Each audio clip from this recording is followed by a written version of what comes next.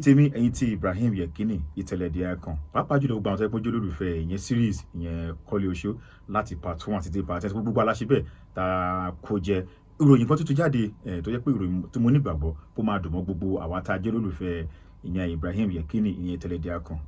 ìròyìn tó máa múnú wa dùn ni nítorí pé kíni ní ọjọ́ Friday tó ń bọ̀ yìí náà láti gbọ́ pé kíni ìyẹn pé ìyẹn part 13 ìyẹn Kọ́lé Oṣó ó máa jáde gbogbo a sọ pé a nífẹ̀ẹ́ sí sinimá yìí a kó jẹ ìyẹn láti part 1 títí dé part 10 tó jẹ́ pé lẹ́yìn yìí wọ́n tún wá ní break díẹ̀ tó máa ṣe Oṣódìran ìyẹn part 1 and 2 lẹ́yìn Oṣódìran part 1 and 2 wọ́n tún wá tẹ̀síwájú nínú Kọ́lé Oṣó part 11 part 12 part 13 àwọn ló tún bọ̀ yìí gbogbo alámọ̀ tó ṣẹlẹ̀ pàápàá jùlọ ìyẹn sí ọmọ ìyẹn Kọ́lé Oṣó nínú páàtì ilé tó jẹ́ pé awòkẹ́yìn tó jẹ́ pé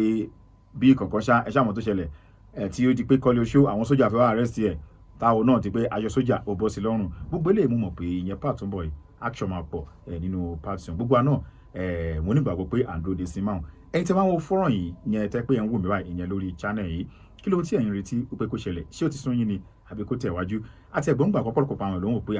ìtẹ̀lẹ̀dẹ̀ ẹ̀kan kí ló ṣẹlẹ̀ ẹgbẹ́ páàtì tẹ́fẹ́ gbé jáde ẹgbẹ́ lọ sórí ìyẹn sinimá ìgbọ́n onírọ́ onítorí pé àwọn olólùfẹ́ òun gẹ́gẹ́ bọ́ ṣe ń wò ìyẹn lórí YouTube pé òun ṣe tán láti máa fún wa tán ìyẹn ní orí YouTube ẹ̀yin tẹ́ ń wò mí láti part 1 títí dé ìyẹn part 12 tẹ́tí wò ewu ni ó dùn mọ́ yín lójú ǹjẹ́ ẹ̀yin wò pé kí Ibrahim Yekini kó tẹ̀síwájú nínú series Kọ́lé Oṣó yìí àbí ó ti sún yín àbí bí wọ́n ṣe dé ìyàbọ̀ ti tó mi ò ní tàn yín gẹ́gẹ́ bí mi ṣe wà tó bá wù wọ́n kó gbé wọ part 100 èmi ṣe tán ìyẹn láti bá wọn wò nítorí pé kí ni èmi máa ń nífẹ̀ẹ́ sí ìyẹn craft àti sinimá ìyẹn tó bá wọ òkè dáadáa nítorí pé story làwọn lóòótọ́ comedy wà nú ẹ̀ ẹ̀kọ́ náà dẹ̀ wà nú ẹ̀ ó dẹ̀ àṣà gbogbo ẹ̀ náà ló wà nínú ìyẹn fọ́nrán nítorí ìdí èyí gbogbo ẹ̀yin tèmi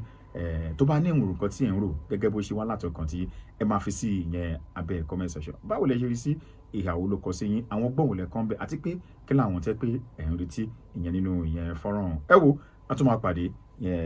lórí fídíò mi káàṣì.